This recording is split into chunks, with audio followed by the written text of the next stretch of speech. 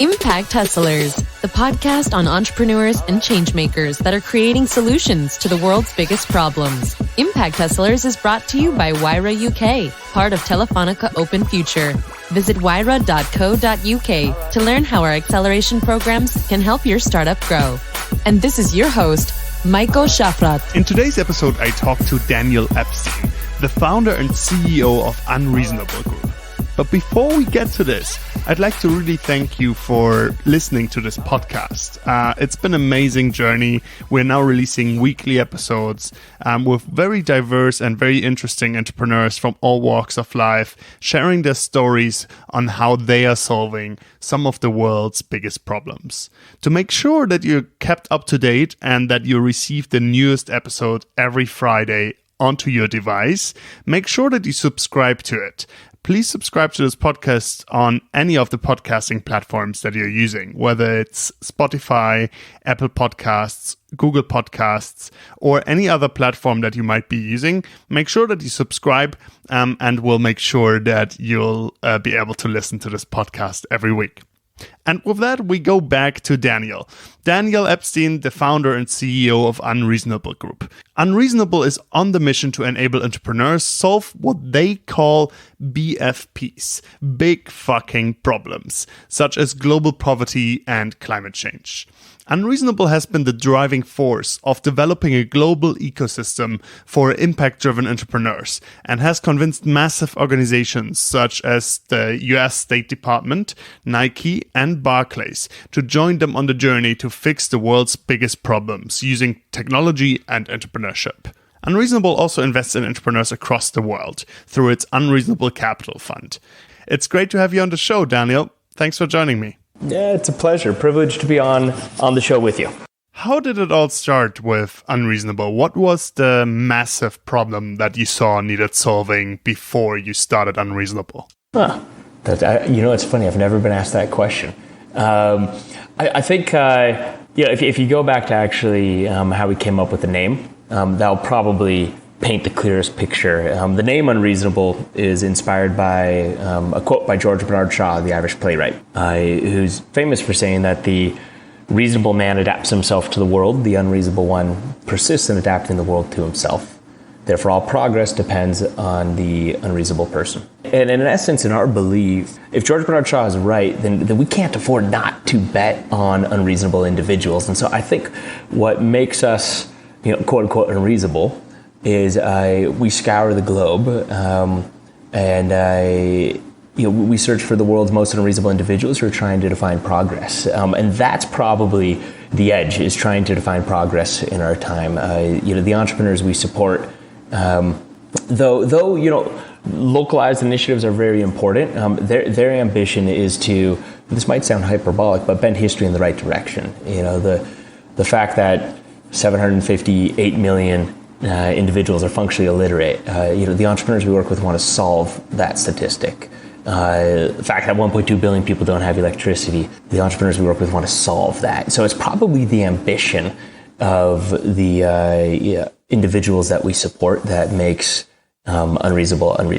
I'd like to talk a bit about your partnership with Barclays and the Unreasonable Impact Accelerator, where you have supported entrepreneurs across the world, in the Americas, Asia Pacific, and Europe. Why would a bank like Barclays join forces with you to develop that program? Yeah, with Unreasonable Impact, it's truly co-founded. We didn't go to Barclays and say, hey, we have this idea.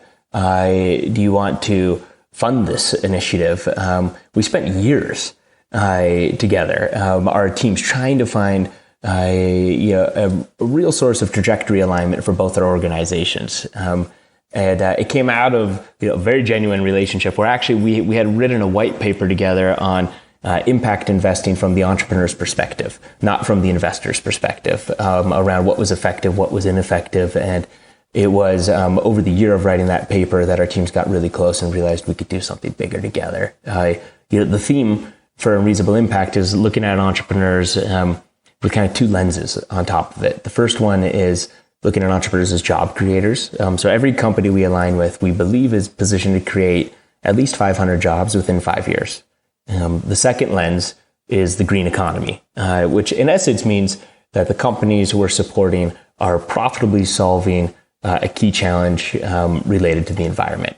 And mind you, that spans almost every industry and every sector, because that's the future of food, it's the future of energy, it's the future of transportation, smart city design, closed loop manufacturing, intelligent supply chains. Like, it goes across everything.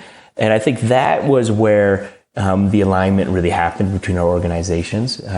Barclays is, I used to say they had the creative courage to co-found Unreasonable Impact. I now believe that they had the intellectual foresight to co-found it, because when we had first sat down, I remember asking them, why does the green economy matter to them? And the team at Barclays, in essence said that if we look at the internet and how it's permeated every sector, every industry, soon to be every geography, that green is going to do the same. That green is the future of business, because at the end of the day, it's just going to be more profitable. So for Barclays, they want to become the smartest green bank in the world, because they believe that the new economy will be sustainable. But they also want to get close to these, fast-growing kind of growth stage entrepreneurs, because they believe that they're the future titans of industry. And they would love to work with them on their journey as they go from, kind of scrappy growth equity stage company to ideally through an IPO, and eventually on that, Fortune 100 list. So for them, it was an initiative that's less driven by CSR and more really by the core of what Barclays was doing? Yeah, I think it's a both. It's not an either or, right? There's the concept of shared value. This is, kind of the perfect embodiment of it. This may also be what makes us unreasonable as an organization, but we really have a belief. But the world is finally starting to say, hey, you can do well and do good at the same time.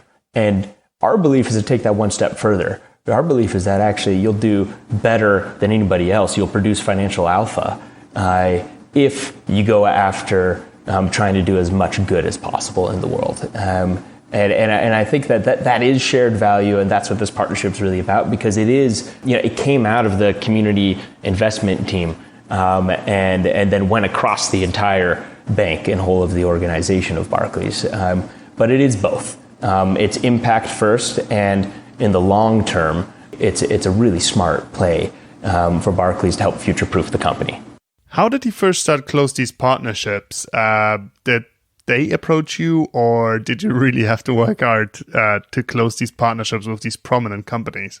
How this all began was an important shift in our approach to impact as an organization. I think it's important to backtrack a little bit.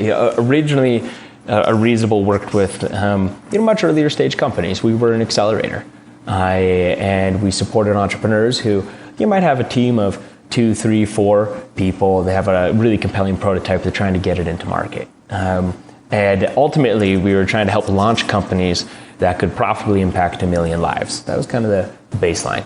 But they weren't necessarily doing it yet. And what happened was an evolution in our thinking where we began to feel that when it comes to solving these BFPs, these seemingly intractable social and environmental problems, that impatience is a virtue. And we started to scratch our heads and say, well, how might we do this faster? How do we move the needle on these global challenges more quickly? Because our future depends on it, and the situation is pretty dire right now for a lot of people.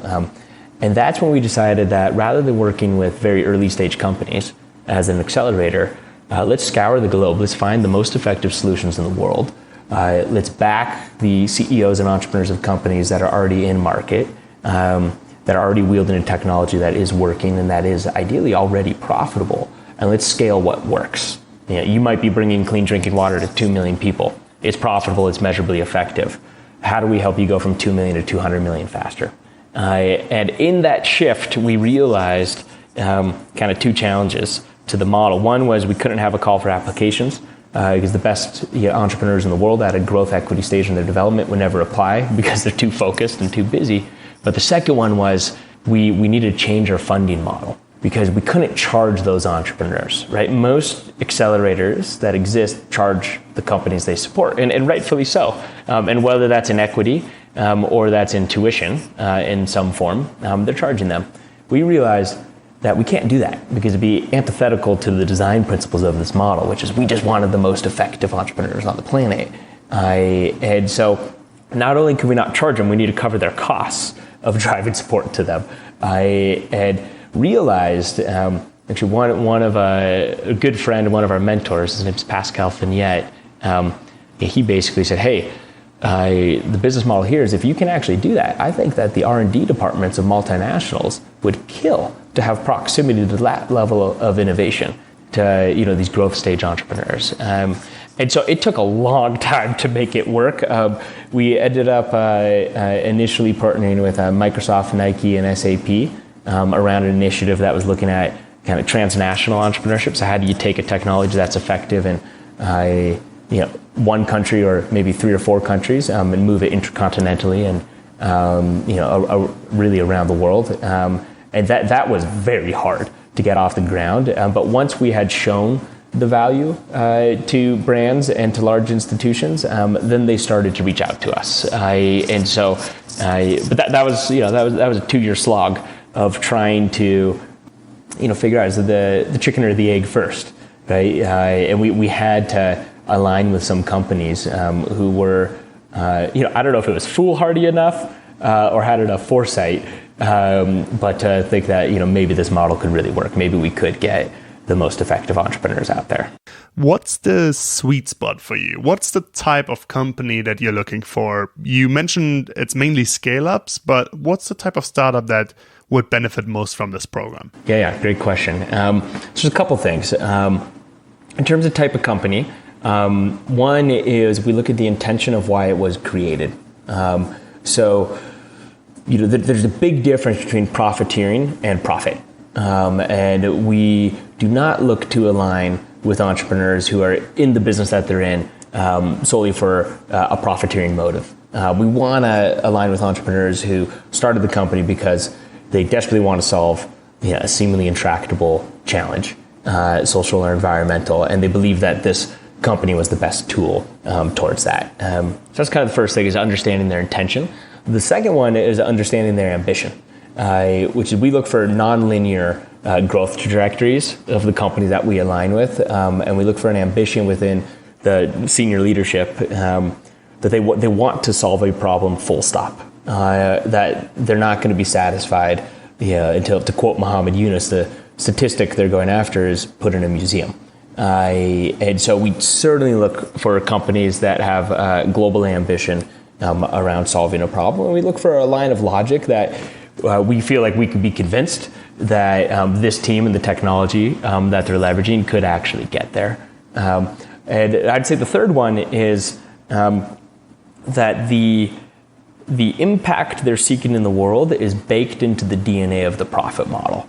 Thereby ensuring that the more profit they make, the more impact they have. That it's not tangential, that the impact is not a nice to have, that it's actually the core offering of the product or service. And when we look at all of that, if all of that's there, then we start to look at stage. The average company that we're working with across all of our cohorts has raised or made about $40 million US when we induct them into the fellowship. And now that varies upon regional focus. Occasionally we'll run a program that's focused on a smaller region, and when there's a smaller region, there's a smaller pool of entrepreneurs, and so they'll be a little bit earlier stage. But most of what we do is looking at building a portfolio at least across one continent, if not worldwide. So stage is important to us because what we want to do is work with entrepreneurs at an inflection point where they have something that works,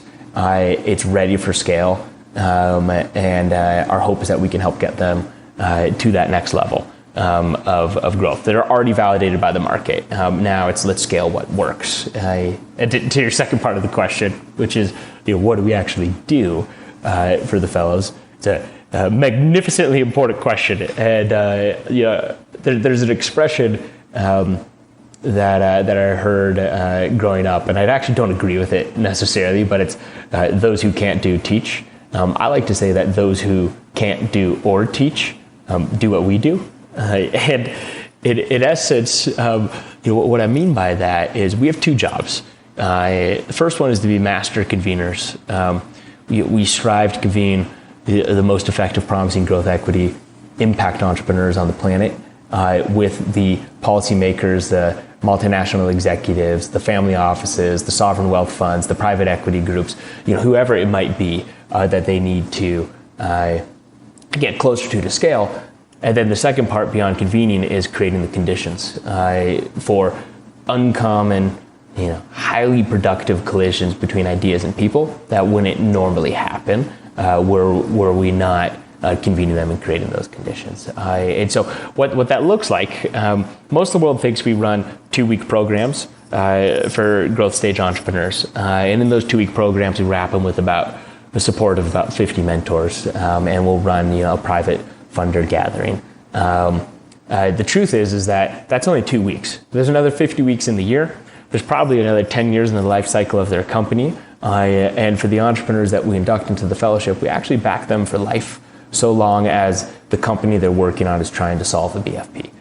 So it could be the company that we induct them with may not be the company they're working on 10 years from now. We'll still support them. And so the 2 weeks is the point of induction. The fellowship is into perpetuity. What that looks like is every month, every unreasonable fellow can make one ask to the network. And that ask may be, we're looking to raise $300 million. It's a pretty advanced technology, and we're looking to connect to sovereign wealth funds. And through the network, we'll be able to bridge relationships to the managing directors of multiple sovereign wealth funds. And another entrepreneur may say, hey, I'm looking to fill a board seat, and I'd like for them to be a former head of DFID. And through the network, we would connect them to ideally multiple former heads of DFID. And another entrepreneur may say that they're struggling to balance work and life, and that their family is actually most important to them, but they feel like they're not showing up for their team or their family properly. And in that case, we'll connect them to a top relationship psychologist, as well as give them a menu of vetted executive coaches. So it's highly customized, but every month, every fellow can make one ask to the network. I think that's the most tangible source of value. The intangible, which is probably more important, is that entrepreneurship is a lonely, hard journey, especially for growth equity CEOs. Typically, the average age of company that we work with are 7 years into their business when we induct them into the fellowship. And typically, they haven't taken a vacation in 7 years. They've been hyper-focused and only seeing what's really in front of them. And if they meet other entrepreneurs, they meet them at conferences, and they talk about what they do. And they don't get to drop into the struggles and the vulnerabilities of how difficult it is to try to scale something that the world hasn't seen before. I think that the biggest source of value for the entrepreneurs we align with is a chance to, in essence, seek refuge amongst fellow misfits, and to be able to drop in at a very human level with other entrepreneurs who are struggling desperately, with their backs against the walls, trying to will this thing into existence at a level of scale that really matters. I think that's probably the biggest thing, is the peer-to-peer network that the entrepreneurs have with each other. What is the focus of a program like Unreasonable Impact? Is it business development, trying to access Barclays, doing business with Barclays from the perspective of the startup? Or is it really focused on helping them through the entrepreneurial journey? Oh, no, yeah, it's both. So Barclays is probably one of the most kind of beautiful, brilliant partnership relationships that we have, because Barclays is in the business of helping businesses. That is all they do as a commercial bank and as an investment bank. Yes, there's a retail bank side too, but we're really aligned with the commercial and investment bank of Barclays. And so, arguably, there's no better partner for us to have when we're trying to scale up growth equity companies around the world. So we've engaged hundreds of Barclays colleagues, of the managing directors, of the C-suite of the bank, around supporting these companies. And support comes in the fashion of, hey, we need to rejigger your financial model and kind of transform how this is presented if we're going to go out and raise a $300 million round of equity. Or it could be the Rolodex of the managing directors at Barclays. They bank basically every large company in the markets that they have presence in, which is over 50 countries around the world.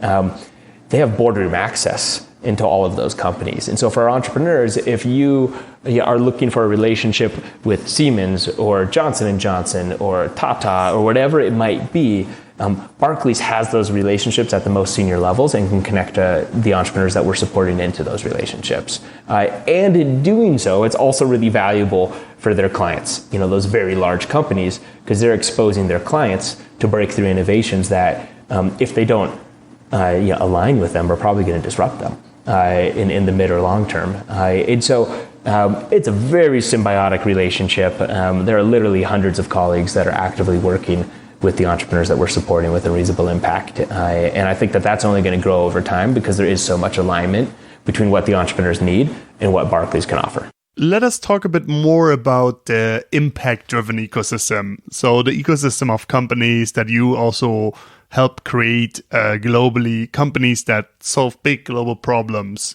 What do you think is the biggest issue that these companies are faced? Is it a lack of funding? Is it, on the other side, for impact funds, that there might not be enough deal flow, enough good startups that actually could be funded? What are the key issues that we face with really growing this impact-driven ecosystem? It's interesting. I wouldn't say there's a lack of capital. Certainly, the world is flush with capital. There is a lack of, probably educated capital in terms of growth equity disruptive companies. That is it's not an asset class that a lot of the capital that exists is familiar with. So that'd be one comment. Yeah, at the same time, I would highlight the entrepreneurs we support. They've raised over $2 billion. So they are raising real capital. It's just oftentimes it's hard. It takes an undue amount of time. And oftentimes it feels like a distraction from the core business that they're trying to also operate and scale. But it is certainly there. Probably one of the bigger challenges, honestly, with private equity is the time horizon. Right? So typically, if you have a private equity fund, it's usually a 8 to 10 year fund, which means that once they invest into you, they have to have you. They need a liquidity event within the timeline of that fund, or else they've failed and they can't return the capital back to the investors. And I think it's that pressure on short-termism that is deterring so much money from being able to enter the space of private equity. And it's because private equity, by its very nature, right, it's an illiquid asset.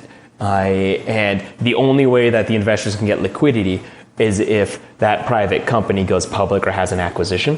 And as we start to see investment vehicles be created, whether it's companies like Berkshire Hathaway, who are publicly traded, so there's liquidity in the stock, but they're invested into private companies, or it's leveraging technologies like blockchain, where we can actually launch tokenized security funds, where investors can buy into a token that then the proceeds from that get invested into private companies, but they can sell the token. Whatever it might be, I think that's the big challenge, is the illiquid nature of private equity, and that it therefore needs short-term exits. And when you're looking at the most compelling technologies of our time, the idea that success for them would be selling that technology in 6 years. There's not enough alignment there. Now, at the same time, though, I will just emphasize, the companies we're supporting, they are very viable investment opportunities. They have raised over $2 billion. But if we could solve this liquidity problem, I think that it would be 5 to 10 times that amount of funding that they would have received. How do you actually measure your own impact? On your website, you say that you impacted 400 million people's lives. How do you come up with these numbers, and how do you measure your success? Brilliant question. The first thing I say is we measure our impact humbly, because our impact is really the impact that our entrepreneurs are having on the front lines. They're doing the remarkably hard work to impact those lives. But how we think about impact measurement, there's a number of indicators that we look at. We look at typical indicators of just business performance. So standard KPIs, we'll look at your growth in revenue. We'll look at your growth in team size. We'll look at the number of not just full-time employees that you have, but the number of jobs that you're supporting as a metric of impact. We'll look at the gender breakdown of those jobs. We look at financing, of course. We look at geographic expansion. And then all of our companies, they track at least one leading indicator that speaks to the impact that is specific to their product or service. And so that might be the number of tons of carbon that you have sequestered from the atmosphere. Or that might be the number of individuals you've brought clean drinking water to, according to the WHO standards. Whatever that might be, it's typically very unique to the companies. And how we've kind of standardized that is we looked at the Sustainable Development Goals as set by the United Nations.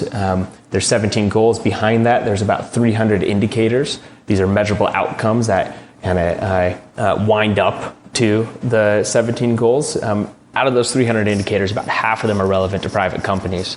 And so we have our entrepreneurs go into a database and say, okay, this impact or this metric is the one that is most adjacent to my theory of change. I'm going to track this one. Some of our companies will track 6, 7, 8, 9, 10 indicators, but we require at least one.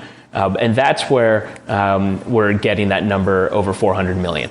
That's the aggregate impact of all the entrepreneurs that we're supporting as aligned with a sustainable development goal that they're tracking their progress on. The only other thing I'd mention is you could make the argument that we just pick winners and they were going to win anyways, right? So what is the actual delta, the change in the world that's resulting from the support that we're providing, that Barclays is providing?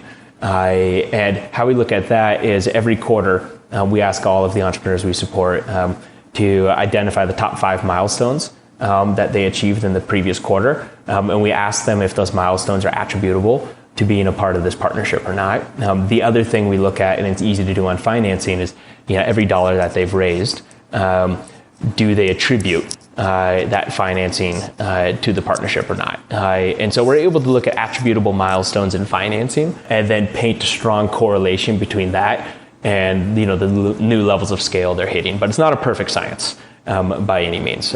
It is something, though, that we take very seriously. If you think about the next 10 years, what is it that you'd like to achieve with Unreasonable Impact? What are the big goals that you want to achieve? 10 years is a long time. Our current underpinning, half of all of the needs of our entrepreneurs, so those asks I was mentioning, every month they get to make an ask, half of those asks are tied to financing. Which goes back to your earlier question around the struggles of investment. We would like to see in the next 10 years that in an attributable way, we've driven $10 billion of financing into these wildly impactful, scalable solutions to better support the entrepreneurs. So that's certainly a metric that we can point to, that we can claim attribution on, and that would really help move the needle. But it is 10 years from now, it's the collective impact of the entire portfolio of entrepreneurs that we're supporting that has me most excited. It's not in any individual company necessarily. It's that in 10 years, we'd be working with about 800 growth equity entrepreneurs that we had handpicked because we believed that they were most likely to solve these problems, and the aggregated impact of that portfolio, I think, would be unmatched. But the amount of support that those entrepreneurs can drive into each other, peer to peer, I also think will become, the